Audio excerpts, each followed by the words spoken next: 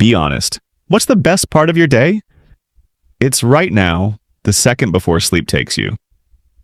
Why? Because for 8 hours, you don't have to participate. You don't have to perform. You don't have to be. Then the alarm rings, and reality crashes back down. This isn't sleepy.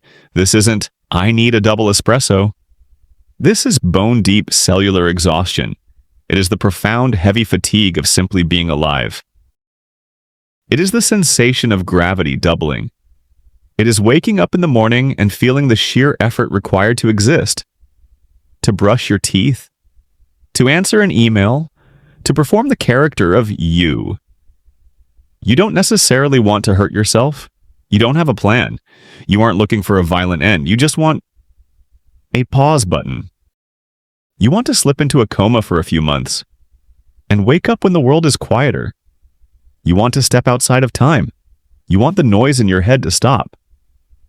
If you have ever thought, I do not want to die, I just want to stop existing for a while. Please listen. You are not broken.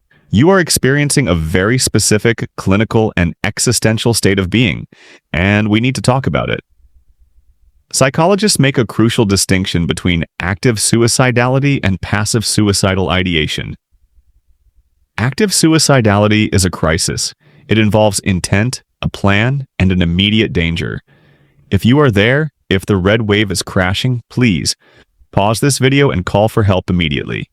That is a medical emergency. But what many of you are experiencing is different. It is passive ideation. It is the vague wish that a car might hit you so you would not have to go to work.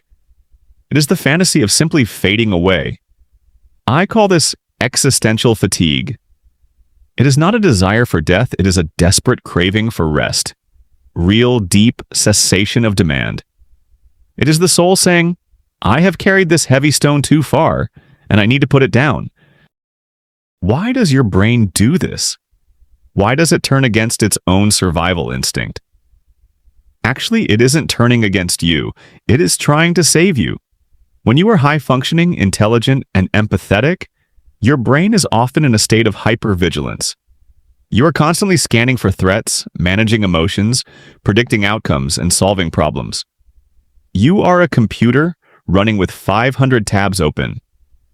Eventually, the system overheats. This leads to anhedonia, the inability to feel pleasure.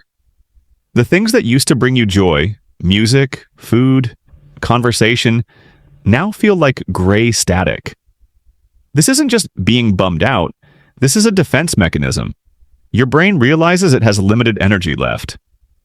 To preserve the core operating system, it shuts down the luxury functions: joy, ambition, connection. The desire to disappear is your brain's clumsy way of trying to initiate a hibernation mode that modern humans are not allowed to have. I know you feel guilty for this. You look at your life. Maybe you have a job, a family, safety, and you think, how dare I be this tired? What is wrong with me? There is no moral failure in exhaustion. You are not ungrateful. You are depleted. You have been carrying the emotional weight of the world, perhaps for years, without ever truly setting it down. You have been performing okayness while your internal architecture is crumbling. The weariness you feel is real. It is valid. It is a biological and spiritual signal that the current pace is unsustainable. So, what do we do when we are tired of existing? We stop trying to fix ourselves with toxic positivity. We don't force ourselves to look on the bright side. Instead, we lean into the concept of dormancy. In nature, trees do not die in the winter. They withdraw.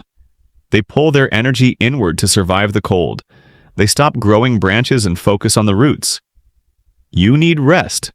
Not just sleep, but a rest from becoming. A rest from doing. Give yourself permission to be in winter. Do the bare minimum. Protect your energy. Let the leaves fall.